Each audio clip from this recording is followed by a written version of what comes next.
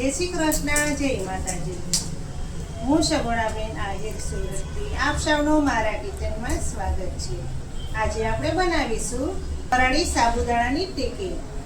તો ચાલો બનાવવાનું સ્ટાર્ટ કરીએ। શરૂઆત કરતા પહેલા તમને જો મારી રેસીપીઓ સારી લાગતી હોય ને તો મારી ચેનલને લાઈક શેર અને સબસ્ક્રાઇબ ચોક્કસથી કરજો, જેથી કરીને આવનારી દરેક નવી રેસીપીઓ તમે સૌથી પહેલા જોઈ શકો। તો ચાલો રેસીપી શરૂ કરીએ। આપણે સરસ મજાની ફરાળી ટિક્કી બનાવવાની છે, તો તેના માટે મેં અહીં અડધો વાટકો સાબુદાણા લીધેલા છે। આ સાબુદાણાને 2 કલાક સુધી આપણે પલાળવાના છે। તો 2 કલાક સુધી સાબુદાણા પલળી ગયા છે। 2 કલાક રાખો એટલે સરસ મજાના એકદમ દાણો પોચો થઈ જાય છે। આ રીતનો દાણો થઈ જવો જોઈએ। 3 નંગ મેં અહીં બાફેલા બટેકા લીધેલા છે। બટેકાને મેં પહેલેથી જ બાફી લીધેલા છે। મસાલામાં નાખવા માટે મેં અહીં સિંગનો પાવડર કરેલો છે। સિંગનો પાવડર અવશ્ય નાખો, તેનાથી જે મોઈચરનો ભાગ હોય તે વયો જાય છે। અને તીખા મરચાંની મેં અહીં પેસ્ટ કરેલી છે। લસણની પેસ્ટ લીધેલી છે। ખાંડ લીધેલી છે 1 ચમચી, ને લીલા ધાણા લીધેલા છે, અને 1 ચમચી મરીનો પાવડર લીધેલો છે। ખટાશ લાવવા માટે અડધું લીંબુ લીધેલું છે। સૌપ્રથમ તો પહેલા આપણે જે બટેકા લીધેલા છે તેનો આપણે માવો બનાવી લેશું।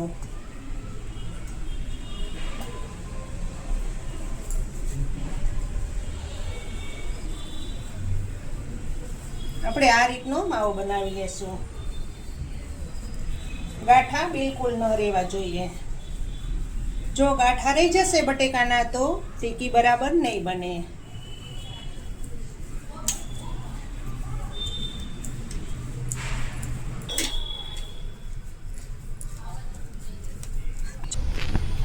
સિંગનો પાવડર નાખી દેશું। સિંગનો પાવડર તમારા ટેસ્ટ પ્રમાણે તમે ઓછો કે વધુ લઈ શકો છો। તેમાં હવે તીખા મરચાંની પેસ્ટ ઉમેરી દેશું। મસાલામાં હવે વાટેલું લસણ નાખશો।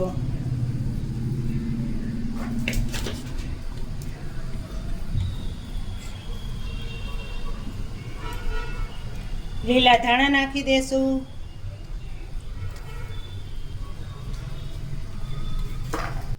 એક ચમચી મરીનો પાવડર નાખશો।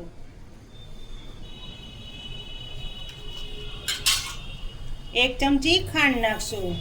આ ટિક્કી ખાટી મીઠી અને ચટપટી તૈયાર થાય છે। આપણે અડધા લીંબુનો રસ નાખશું।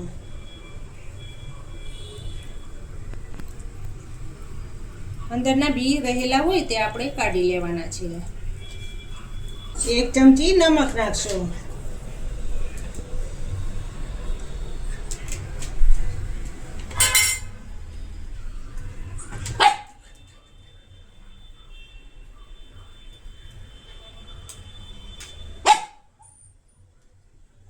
બસ લે બેટા, હમણાં તૈયાર થઈ જાય। ખાવું છે ને તારે? પલાળેલા સાબુદાણા નાખશો।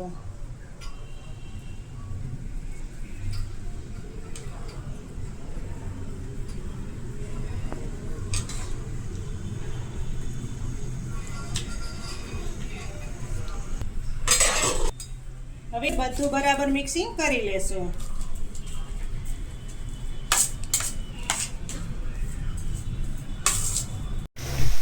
તેલ આપણે પહેલેથી જ ગરમ કરવા મૂકી દીધેલું છે।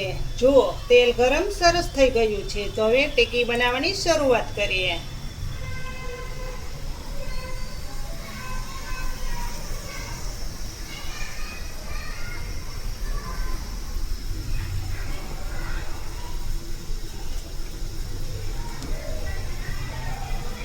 ટિક્કી તમે નાની મોટી તમારા હિસાબ પ્રમાણે તમે કરી શકો છો। આ રીતની ટિક્કી તૈયાર કરશો। એક એક દબાવતા જઈશું અને તેલમાં નાખતા જઈશું।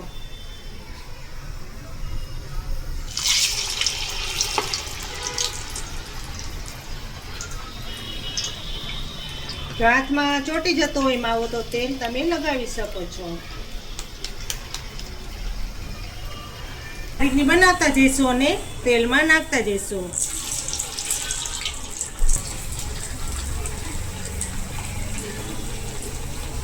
જે તળાઈ જાય ટીકી તે આપણે બહાર કાઢી લેશું. તળાઈ જાય પછી ફેરવશું.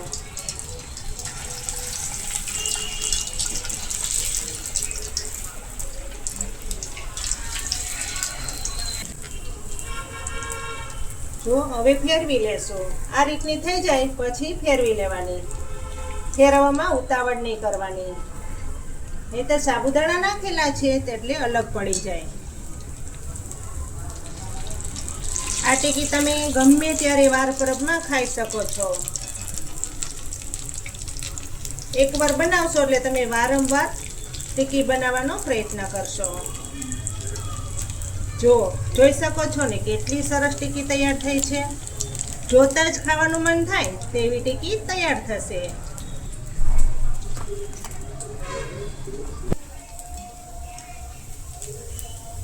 હજુ થોડીક વાર રહેવા દેશું, જેથી કરીને અંદર સુધી ટીકી પાકી જાય.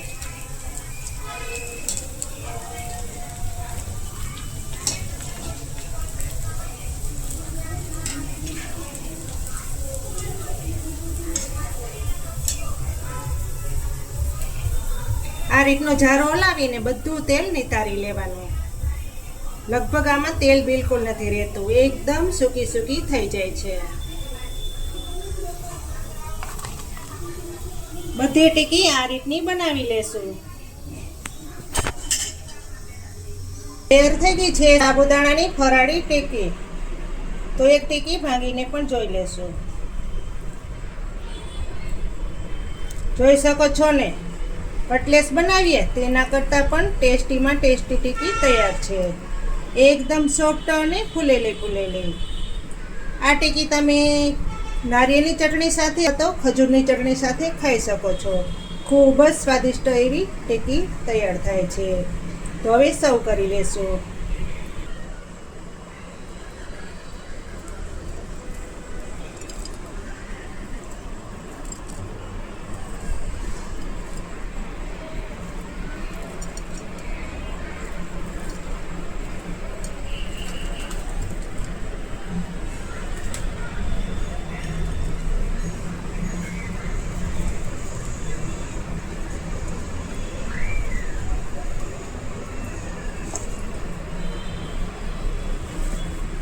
આપણે એક વાટકામાં નારિયેળની ચટણી અને એક વાટકામાં ખજૂર આંબલીની ચટણી લીધેલી છે.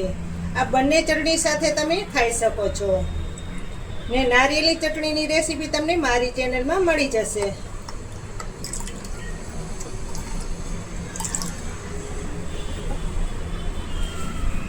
તો તૈયાર થઈ ગઈ છે ફરાળી ટીકી.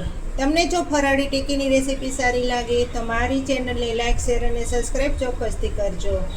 અને વધારેમાં વધારે તો તમારા મિત્રોને મારી રેસીપીઓ શેર કરજો, જેથી કરીને હું પણ નવી નવી રેસીપીઓ તમારી સામે શેર કરી શકું. તો ફરી મળીશું એક નવી રેસીપી લઈને. ત્યાં સુધી જય શ્રી કૃષ્ણ, જય માતાજી.